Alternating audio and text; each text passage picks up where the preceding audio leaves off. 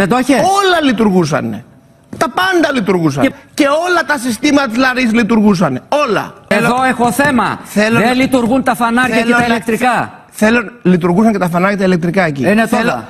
9 στις 10 οι μηχανοδηγοί από τη Λάρισα φεύγουν με κόκκινο φωτόσημο. Γιατί δεν λειτουργεί, κύριε Καμπουράκη, η τηλεδιοίκηση και η φωτοσήμανση. Δεν το είχε. Όλα λειτουργούσαν. Λειτουργούσαν όλα. Βοηθό είχε.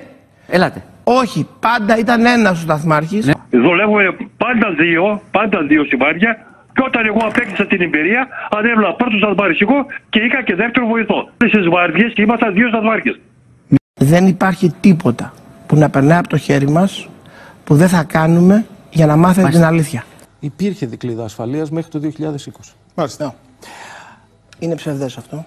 Ολοκληρωμένο, επαναλαμβάνω, σύστημα που να έβλεπε όλη τη χώρα δεν υπήρχε ποτέ. Γιατί άκουσα χθες τον κύριο Γεωργιάδη που λέει ότι δεν υπήρχε αυτή η υπηρεσία. Υπήρχε αυτή η υπηρεσία. Δεν υπήρχε ποτέ.